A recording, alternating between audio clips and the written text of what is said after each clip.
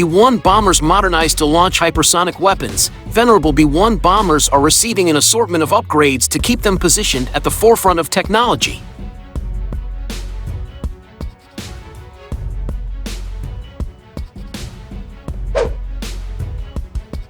The Air Force is making sure its long-serving, combat-tested B-1 bomber lives to fight for several more years with upgraded sensor displays, navigational systems, and a new generation of precision-guided, destructive air-launched weapons.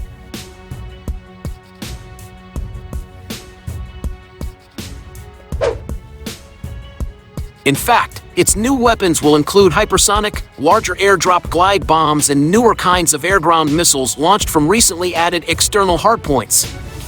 Much of the extended mission life for the B-1, which is now experiencing an uptick in deployments with recent missions in India and Norway, pertains to the planned addition of both internally and externally launched hypersonic weapons.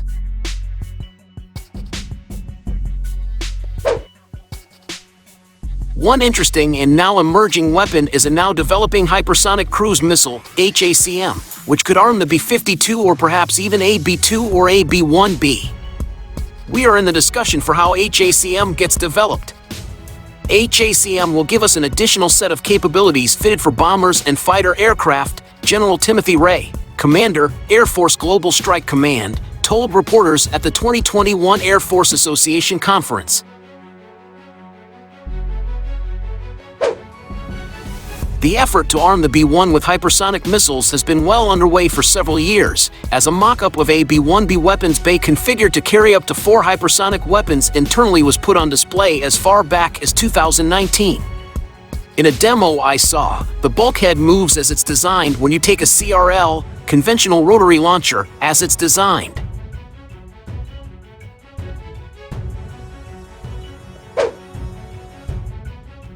The mock-up they had was one of the larger hypersonic weapons.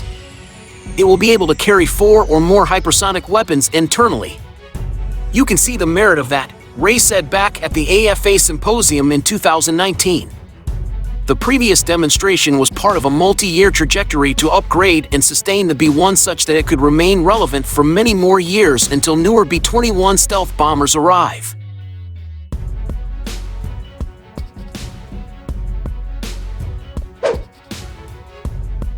It is an older plane, however, so adding a new generation of high-tech weapons can change its potential war zone effectiveness in an impactful way. In 2019, Ray said the Air Force was at that time planning to fly the B-1 well into the next several decades.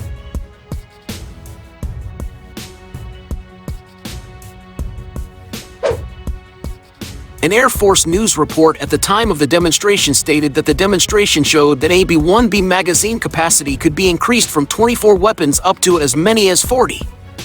The bomb bay configuration also enables the B-1 to carry larger, 5,000-pound weapons along with hypersonic weapons.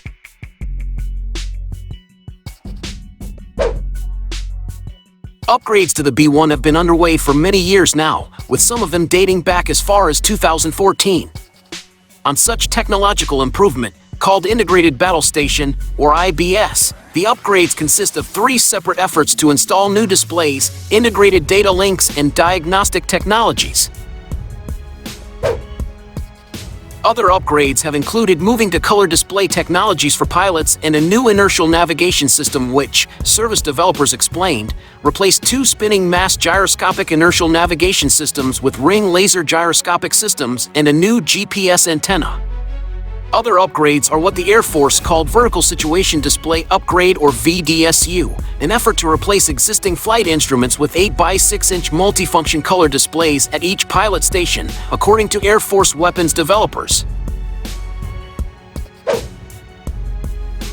The VDSU adds a second display at each pilot station to better enable pilots to avoid threats and strike emerging targets while functioning as a backup display. Yet another piece of the multi-year, multi-pronged upgrade includes Fully Integrated Data Link, or FIDL. FIDL provides Ethernet to transmit flight and weapon data among aircrew stations and to other off-board receivers via line-of-sight and beyond line-of-sight networks, an Air Force weapons developer told me earlier in the developmental trajectory of the upgrades.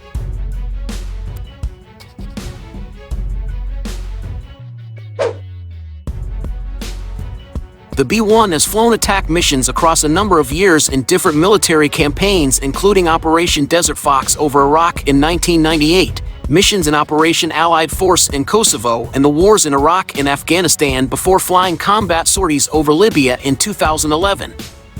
During the first 6 months of Operation Enduring Freedom, 8 B-1s dropped nearly 40% of the total tonnage delivered by coalition air forces, attack operations which included thousands of joint direct attack munitions, Air Force officials said.